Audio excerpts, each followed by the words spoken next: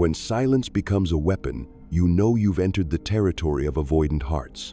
Have you ever felt that crushing emptiness in a relationship where every word seems to vanish into nothingness and the other's gaze is lost in invisible distance? This is not mere emotional neglect, it is the silent dialect of the avoidant, turning every attempt at connection into a perilous leap. You, the empath, once poured all your compassion into understanding, comforting, and nourishing the bond, only to be met with extended silences, sudden withdrawals, and a sigh that carries unspoken fear. So what happens when you, the empathetic soul, suddenly speak the unspoken language that the avoidant uses to shield themselves? When you discern each shallow breath, every flicker of tension around their eyes, every hesitation between sentences, you step into the world they most desperately hide, where childhood wounds lie buried beneath a fortress of self-reliance, where light and shadow wage a fierce battle. The moment the avoidant realizes you are no longer the unlimited refuge, but someone who has learned their silent tongue, marks a seismic shift in power. You may witness that first bewildered look, feel an undercurrent of silent anger, or sense the terror of being stripped bare beneath the veneer of pride. This is the fateful instant. They will either retreat to reinforce their walls or on rare occasions allow a crack of vulnerability, a fleeting glimpse of the very wound yearning for understanding and healing. If you are ready to pass through this threshold, brace yourself for the true power of silence, the imperative to maintain healthy boundaries, and the profound journey of individuation. Because only when you master the language of shadow can you hold the torch of light firmly in your own hands.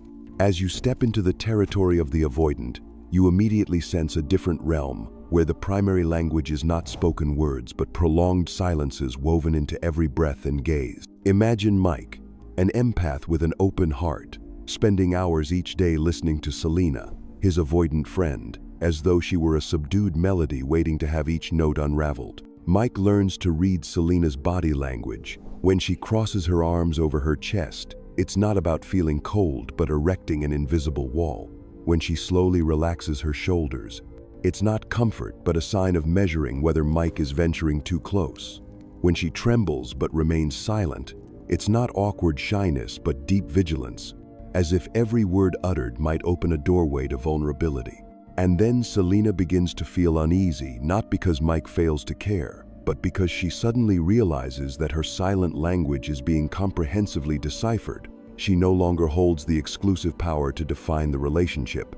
She loses the most subtle weapon, the secret of herself. The typical behaviors of the avoidant immediately emerge. She withdraws abruptly, perhaps through a brief text that suddenly goes silent, or by canceling an appointment at the last minute.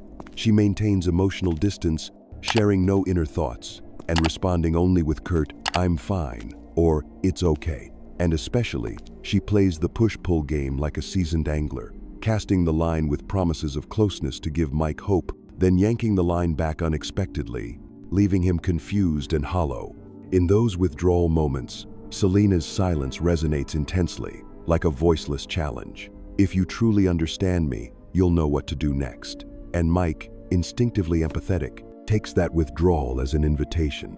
He begins to adjust his responses, shifting from endless persuasive conversations to observing the silences, waiting for Selena to speak first. The relational space becomes ambiguous, filled with invisible cracks, where every subtle change in Selena's body is recorded and deciphered by Mike. At first, he only seeks the key to bring her back to the realm of emotion. But the deeper he goes, the more he comprehends the power of silence, the avoidant's sharpest weapon, which renders every reassurance ineffective and every comforting phrase like an echo fading into nothingness.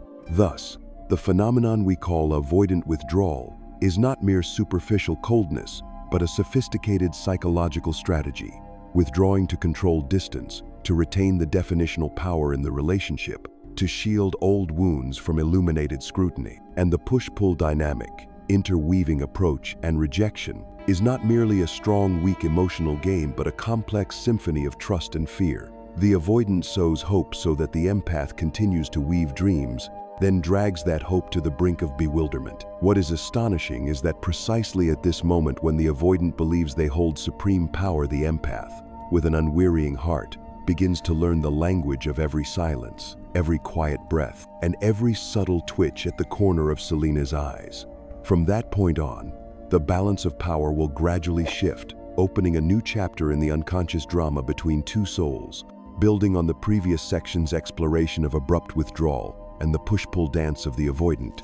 We now move into the deconstruction phase to truly understand the underlying psychological roots and invisible mechanisms formed in childhood and reinforced in every subsequent relationship. First, let us review the fundamental academic foundations. According to Mary Ainsworth's attachment theory, 1978, avoidant attachment arises from a self-protective need when the primary caregiving system during childhood fails to provide adequate emotional or physical support. Children who experience neglect, rejection, or emotional unresponsiveness learn to retract, conceal their needs, and mask their wounds with a facade of self-reliance, allowing no one too close. This defense mechanism reactivates in each adult relationship, causing the avoidant to instinctively create distance whenever confronted with overwhelming emotion or intimacy pressure.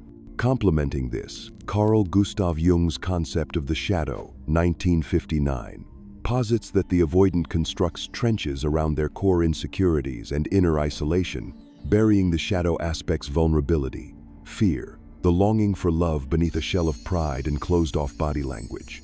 These trenches not only protect the avoidant from exposing their true wounds, but also form barriers preventing any intruder from penetrating the turbulent inner world. When we examine the invisible dialect employed by the avoidant, we find not clear-spoken words, but a sequence of subtle cues, pervasive tension in the body's energy field, a closed, barely fluctuating vocal tone, and stretches of silence woven into the conversation. Often, simply tuning into their shallow, rapid breathing, noticing micro-tensions on the cheek muscles, or detecting a fleeting sad glance is enough for the empath to decode the alarm. A hidden emotional storm is about to erupt. These atmospheric pressure signals function like barometric changes before a storm, alerting the empath that they are about to enter a dangerous zone where the avoidant's internal tempest could explode at any moment. So why are empaths so enticing to avoidants? The simple answer lies in the empath's nature as a healer, or the innocent one, offering an alluring illusion of safety. Their unconditional capacity to receive and give springs from a heart overflowing with empathy, and this boundless generosity triggers the avoidant's latent dependency mechanism, the belief that if someone accepts them unconditionally and stands by them, they will find safety and healing. This is the crucial spark that leads the avoidant to momentarily lower their defenses and touch emotion, only to retreat the instant the threat of exposure becomes overwhelming. This emotional current, the lure of illusory safety, and the terror of being exposed, forms the foundation of the silent communication between the two personality types and marks the crux of the empath's unraveling process. By comprehending the avoidant's attachment dynamics and personal shadow, the empath can recalibrate their approach. They no longer plunge headlong into extinguishing the blaze at any cost, but learn to step back, observe, and respond in that very invisible dialect, thereby guiding the avoidant from their defensive trenches toward a cautiously ajar doorway of genuine connection. From the moment the empath begins to clearly recognize the avoidant's invisible signals, from shallow breaths at the prospect of intimacy to fleeting sadness, when commitment is mentioned, a subtle turning point enters the relationship's current, unveiling. This is no longer a one-sided depletion of energy. The empath now not only listens to words, but deciphers the secret defensive map of the other. They sense each invisible trench wounds born of fear of rejection, emotional shutdown around the need for understanding, and begin to respond selectively, with sovereignty. In conversations once filled with constant reassurance, the empath skillfully deploys sovereign silence as an act of respectful refusal. They do not rush to fill the void with words, but hold their silence long enough for the avoidant to become aware of the absence of unconditional support. This silence is not punishment, it is a mirror reflecting back. If you do not allow me to play savior without limits, I will no longer remain a supporting actor in your self-directed drama. Next, the empath strikes with a mirror tactic. Instead of trying to see through the polished mask, they begin to echo back the very wound the avoidant has hidden. When the avoidant withdraws from closeness, the empath does not hastily cajole them back with logic. Instead, they precisely reflect the old scar. You turn away when I need closeness. What are you afraid of beneath that action? Through such conscious maneuvers, power gradually shifts from the avoidance consumption of the empath's emotions to a state of mutual balance. The empath ceases to be an empty cup for the avoidant to endlessly fill and empty, and becomes instead a keen reflective pool, forcing the avoidant to confront their most fearful yet authentic image. For the first time, the avoidant feels illuminated not on their proud mask but on the hidden wound, a childhood scar still bleeding beneath the shell of self-reliance. At that moment, the entire classic power structure trembles. The avoidant loses the sense of exclusive control over distance. The empath no longer trembles at each sudden withdrawal. Instead, the avoidant realizes they are playing on the empath's field, where the true rules are sovereign silence and deep mirror reflection. Once the empath has passed through the unveiling moment and clearly mapped out their partner's invisible defenses, the healing and solution phase no longer involves mindlessly extinguishing emotional fires, but rebuilding communication on the foundations of boundaries and inner sovereignty. Mike realizes that the key isn't speaking endlessly, but speaking with precision, rather than enduring Selena's withdrawals in silence or pleading with every soothing promise. He decisively sets clear limits by saying, "I hear you sharing, but I cannot accept being hurt by your silence," so that both understand where emotional safety resides and where boundaries must not be crossed. From that point on, whenever Selena begins to pull away, Mike resists chasing after her to console her. Instead, he maintains sovereign silence long enough to allow her to reflect. Silence is not a punishment, but a mirror reflecting the absence of unconditional support. Simultaneously, he diligently practices the I statement format, an approach proposed by Gottman in 1999 to transform reactive blame into heartfelt expressions of personal feeling. For instance, rather than saying, "You always abandon me," he reframes it as, "I feel lonely when my messages go unanswered all day," enabling Selena to perceive the impact of her actions on his heart without triggering her defenses. But clear boundaries and I statements are only part of the toolkit. The empath must also embark on shadow self-therapy to avoid perpetuating the rescuer dynamic that once brought suffering. Mike begins to ask himself, "Why am I so prone to falling into this dynamic? Where does my need to be needed originate?" And each night he opens his journal to draw his inner dialect, marking symbols for every emotional state: fear of abandonment, hidden hope within promises, unresolved anger, so as to grasp the roots driving his unconditional giving. Through meticulous writing, he gradually recognizes that he previously placed his self-worth on the altar of Selena's need for a savior, which fostered dependency and eventual disillusionment. Alongside journaling, Mike practices mindfulness twice daily, focusing on body scanning, feeling each breath, noticing muscle tension when anxiety arises, listening to his heartbeat as fear surfaces, and pausing before reacting with an impulse to rescue or prove worth. Whenever he senses the urge to intervene, he simply inhales deeply 3 times, mentally steps back, and asks himself, "Is this truly my need, or is it fear of abandonment?" This creates essential space that prevents him from unconsciously rushing to the rescue and keeps the relationship grounded in mutual respect. In the video's visual narrative, the filmmaker artfully integrates the stepping through the mirror dream motif, showing Mike standing before a semi-transparent pane that gradually reveals Selena's face behind her shattered facade, symbolizing the empath's journey with the avoidant partner to face the hidden scar unmasked. The soundtrack guides the emotional arc as well. Music swells into tense crescendos during the magician temptation narration, the moment when an empath, if unguarded, could misuse the shadow language to manipulate the avoidant, then softens into gentle strains as Mike elects to prioritize sovereignty and safety. This seamless interplay of spoken language, body cues, journaling, and mindfulness crafts a healing journey that moves neither hastily nor forcefully, but steadfastly, and with deep respect for both individuals' boundaries. As Selena witnesses Mike no longer responding with habitual rescue or appeasement, she is compelled to reflect, asking herself, "Am I being too harsh on someone willing to share his innermost self?" And from that question, a more genuine dialogue begins to blossom. And when the light of inner sovereignty has spread wide enough to illuminate both souls, we transition to the final segment of this journey, where concluding insights and calls to action serve as a guiding beacon for anyone seeking true freedom in their relationships.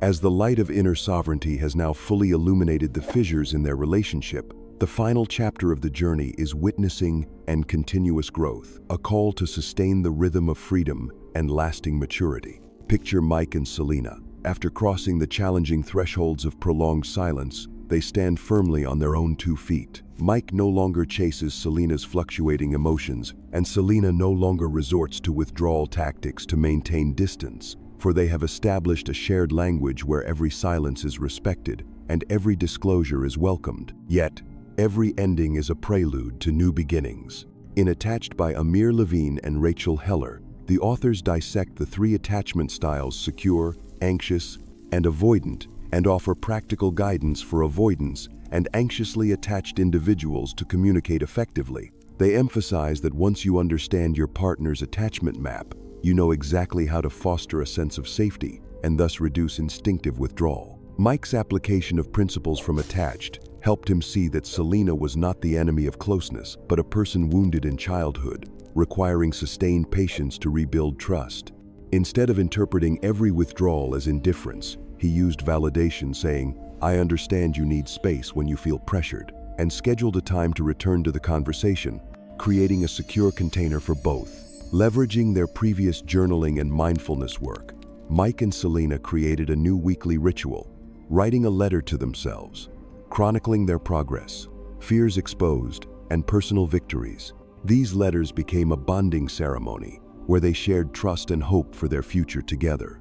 Reading them aloud by candlelight, they not only witnessed their past selves but also saw the reflection of their partner. "I understand and honor your journey." Moreover, they deepened their practice of shadow integration as described by Jung. Instead of fleeing when old scars ached, they confronted them by asking, "Which part of my shadow remains unaccepted?" In those moments, Selena would sit before a mirror, feel the discomfort surfacing, and practice softening and breathing to welcome rather than repel. Mike remained silent beside her, using steady eye contact and body language to communicate, "I'm here, you are not alone." Through these shared moments, they built the conviction that a relationship is not just about sharing joy and sorrow, but about stepping into darkness together and holding hands through the unhealed parts. To maintain this rhythm, they adopted an unwavering principle. Before any significant dialogue, they set aside 5 minutes to sit together in silence and practice a joint body scan, tuning into their physical and emotional states. This method reduces reactive impulses and ensures conversations always begin from a place of calm and respect. If either feels overwhelmed, they pause, agree on a 20-minute break, and use that time for journaling or listening to a gentle meditation track. Alongside their personal journey, they expanded their social circles in healthier direction. Mike encouraged Selena to join online avoidant attachment support groups, where she heard similar stories and learned self-therapy techniques, while he attended mindfulness and emotional communication workshops to hone his group facilitation skills. These gatherings reminded them they were not alone and offered fresh perspectives to apply in their own dynamic. Ultimately, every relationship needs a free space, enough distance to preserve individual identity but close enough to share life. For them, this meant personal hobbies. Selena took up painting, and Mike learned the ukulele sanctuaries where they connected with themselves and returned rejuvenated to each other. This balance between individuality and togetherness, between sharing and respecting boundaries, allowed their relationship to perpetually evolve. As we draw this journey to a close, let's briefly revisit the key lessons we've uncovered together. First, we learned to see beyond words, to recognize the invisible dialect of tension in the avoidant partner's posture, breath, and silences. By mapping these unspoken defenses, the empath moves from confusion to compassionate clarity. Second, we discovered the power of setting clear boundaries and exercising sovereign silence. Instead of exhausting ourselves in frantic reassurance, we speak our truth with I statements that honor our own feelings without provoking defensive walls. Third, we explored the vital work of shadow self-therapy, honest journaling to trace our own needs and triggers, and daily mindfulness practices to pause before falling into the habitual urge to rescue or prove our worth. Fourth, we translated theory into life, drawing on principles from Attached to validate each other's rhythms, creating shared rituals of handwritten letters, and practicing mirror-facing exercises to integrate our darkest parts in safety and trust. Finally, we embraced an ongoing cycle of growth, alternating between individual space, whether painting or strumming a ukulele, and deeply honest dialogues grounded in mutual respect. In doing so, we moved from one-sided emotional consumption to a balanced partnership where both hearts feel seen, heard, and free. At the heart of all these steps lies our core message: choose your intrinsic value rather than chase every fleeting emotion. When you stand firm in your self-worth, your choices arise from clarity, not fear, from sovereignty, not desperation. That is the true liberation. Jung spoke of the power to see through the veils of illusion, to honor both light and shadow within yourself, and to engage in relationships from a place of freedom rather than need. Thank you, from the bottom of my heart, for staying with me until the very end of this video. Your willingness to lean into difficult conversations, to reflect on your own patterns, and to take courageous steps toward healthier connections is both brave and beautiful. It means the world to me that you're here, committed to growth and understanding. If this exploration resonated with you, if you've had moments of breakthrough, or you're still navigating the complexities of attachment, please share your thoughts or personal experiences in the comments below. Your story might light the way for someone else who's wondering they're not alone. And if you found value in today's discussion, I'd be honored if you'd subscribe to the channel and hit the notification bell. That way, you won't miss future videos designed to empower you on your journey of self-discovery and relational healing. Remember, every boundary you set, every moment of mindful presence, and every step you take toward integrating your shadow brings you closer to the fullest expression of who you are. Keep choosing your value, keep choosing freedom, and above all, keep believing in the incredible potential of your own unfolding. Until next time, take care of yourself and each other.